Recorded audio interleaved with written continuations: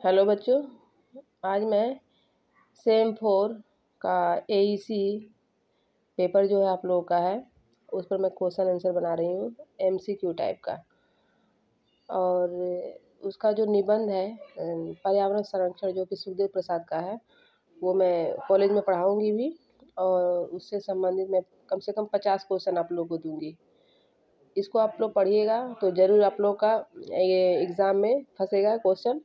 और इससे आपका सबसे बड़ी बात है कि आपका कंसेप्ट क्लियर हो जाएगा। ठीक है, तो आप इसको ज़रूर पढ़िए, और हो सके तो आप कॉपी और पेन दोनों लेकर बैठिए और उसको नोट्स करते जाइए। ठीक है, जैसे मैं यहाँ पर पढ़ती जाऊँगी आप लोग नोट्स करते जाइएगा, या फिर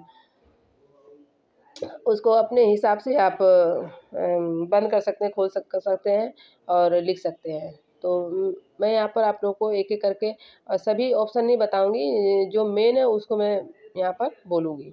ठीक है, और आप कॉपी ले लीजिए और पेन ले लीजिए और अच्छे तरह से एक कॉपी में लिखिए।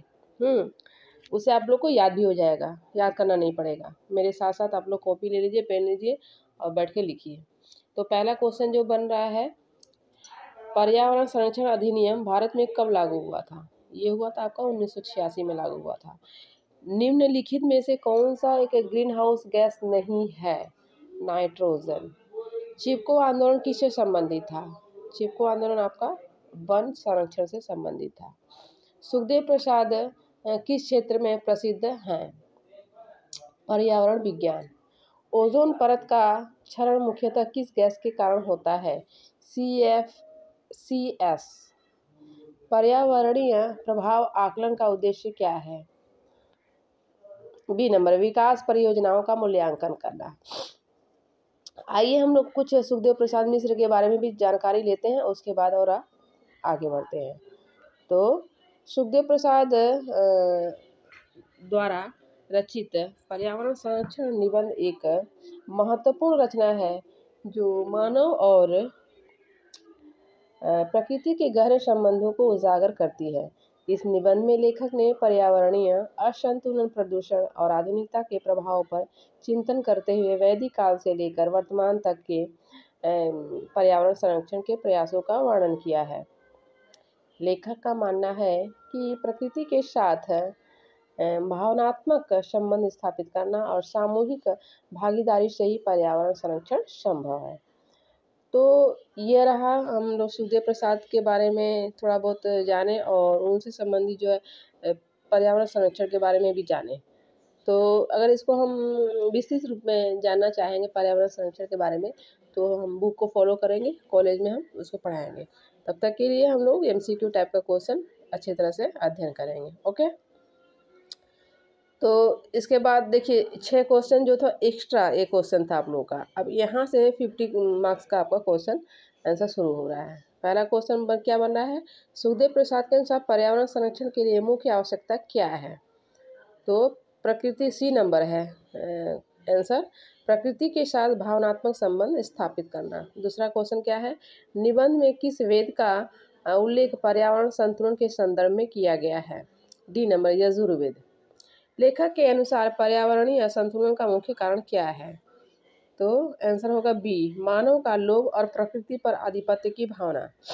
क्वेश्चन नंबर 4, निबंध में किस आंदोलन का उल्लेख पर्यावरण संरक्षण में सामूहिक भागीदारी के उदाहरण के रूप में किया गया है?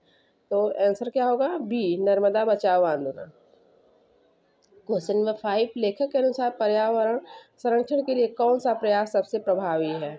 आंसर सी, जन जन की भागीदारी और प्राकृतिक प्रयास। ठीक है। क्वेश्चन नंबर 6, लेखक के अनुसार पर्यावरण की रक्षा में किसकी भूमिका सबसे अहम मानी गई है? क्वेश्चन आंसर होगा सी, आम जनता की। निबंध में किस पौराणिक पात्र का उदाहरण पर्यावरण प्रेम को दर्शाने के लिए दिया गया है? आंसर होगा डी, श्री राम। प्रश्न 8, लेखक का पर्यावरण के प्रति दृष्टिकोण कैसा है? आंसर होगा सी, संवेदनशील और सांस्कृतिक। प्रश्न 9, लेखक के अनुसार आधुनिक सभ्यता का सबसे बड़ा दोष क्या है? आंसर होगा सी, प्रकृति के दोहन की प्रवृत्ति। क्वेश्चन नंबर 10, लेखक ने पर्यावरण संरक्षण के लिए किस प्रकार की शिक्षा पर जोर दिया है? आंसर होगा सी, नैतिक और व्यावहारिक शिक्षा। क्वेश्चन नंबर 11, निबंध के अनुसार नर्मदा बचाओ आंदोलन किसका प्रतीक है? आंसर होगा सी, जन जागरूकता और प्रकृति प्रेम का। क्वेश्चन नंबर 12, लेखक ने किसे जीवंत पर्यावरण का हिस्सा कहा है? आंसर होगा डी, संपूर्ण प्रकृति को।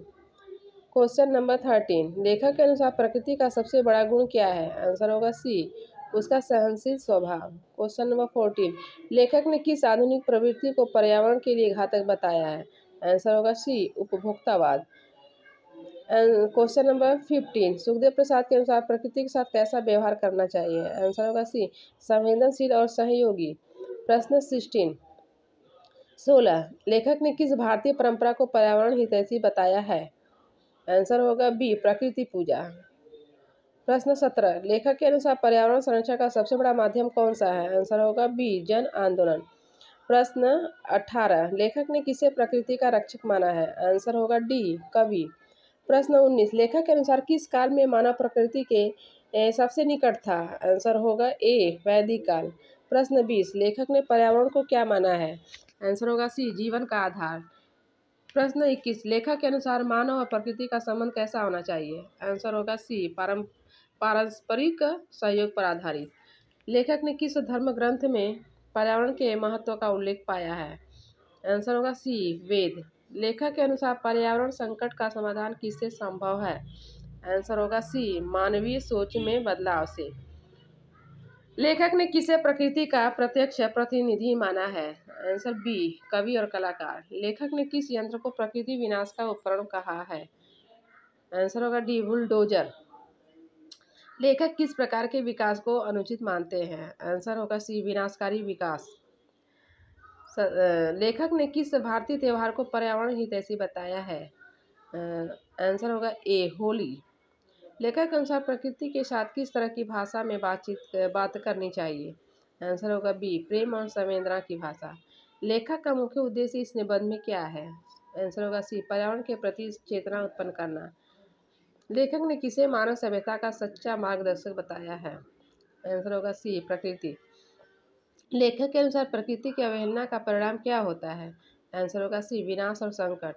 लेखक ने पर्यावरण संकट को किसके समान बताया है? आंसर होगा सी, आत्मघाती प्रयास। लेखक किसे प्रकृति का सबसे बड़ा शोषक मानते हैं? आंसर होगा बी, मानव। प्रश्न 34, निबंध में किस प्राकृतिक संसाधन के संरक्षण पर विशेष बल दिया गया है? आंसर होगा बी, पानी। लेखक ने किसे पर्यावरण का प्रहरी कहा है? आंसर होगा डी, युवा वर्ग। निबंध में आधुनिक विकास को किस दृष्टि से देखा गया है? आंसर होगा बी, नकारात्मक। लेखक के अनुसार पर्यावरण रक्षा के लिए शिक्षा कैसी होनी चाहिए? आंसर होगा सी, मूल्यनिष्ठ। लेखक का दृष्टिकोण किस प्रकार का है? आंसर होगा सी, वैज्ञानिक व सांस्कृतिक दोनों। लेखक के अनुसार कौन सी शक्ति सबसे अधिक विनाशकारी है? आंसर होगा डी, मानव की लालसा। लेखक ने किस वृक्ष को भारतीय संस्कृति में पूजनीय बताया है? B, people. सुखदेव प्रसाद किस भावना को पर्यावरण रक्षा के लिए आवश्यक मानते हैं? आंसर होगा बी, जिम्मेदारी। निबंध के अनुसार प्रकृति किसकी तरह व्यवहार करती है? सी, माता। लेखक ने किसका विरोध किया है? आंसर बी होगा, प्राकृतिक संसाधनों का अनियंत्रित दोहन। लेखक के अनुसार आधुनिकता ने किसे भुला दिया है? आंसर होगा सी, प्रकृति और संस्कृति को। प्रश्न 45 होगा, लेखक ने किसे पर्यावरण का प्रहरी नहीं माना? आंसर होगा बी, व्यापारी वर्ग। निबंध में प्रकृति के किस गुण की सबसे अधिक सराहना की गई है? बी, सहनशीलता। लेखक किस चेतना की बात करते हैं? सी, पर्यावरणीय चेतना। लेखक ने किसे पर्यावरण शिक्षा का केंद्र बताया है? आंसर होगा सी, परिवार। लेखक के अनुसार पर्यावरण की उपेक्षा करने वाला कौन होता है? आंसर होगा सी, स्वार्थी मनुष्य। निबंध का केंद्रीय संदेश क्या है? आंसर होगा सी, प्रकृति के साथ सहयोग ही जीवन का आधार है। तो इस प्रकार बच्चों मैंने 50 क्वेश्चन और एक्स्ट्रा जो 6 क्वेश्चन था, लगभग 60 क्वेश्चन मैंने आप लोगों को यहाँ पर बताया है और इसको आप लोग ज़रूर पढ़िएगा, आपके एग्ज़ाम में ज़रूर हेल्प करेंगे और इससे आपका कंसेप्ट क्लियर होगा। ठीक है, तो आप लोग ज़्यादा से ज़्यादा कोशिश करिए कि अपने कॉपी में इसको नोट्स करें, क्योंकि मोबाइल में ये या फिर लैपटॉप में देखना क्या होता है ना, उतना आप आपका कंसेप्ट क्लियर नहीं होता है और नहीं आप उसको अच्छी तरह से मेमोराइज़ कर पाएंगे। आप लिखिएगा तो आपका जो लिखने का वो भी सुधरेगा, राइटिंग वो भी, और उससे आप याद भी कर पाइएगा। तो आप लोग अगर अच्छा नंबर चाहते हैं, अच्छे से और पढ़ना चाहते हैं, तो जो भी मैं नोट्स दूँगी यहाँ पर आप लोग पढ़िएगा भी, और उसके साथ साथ आप अपने को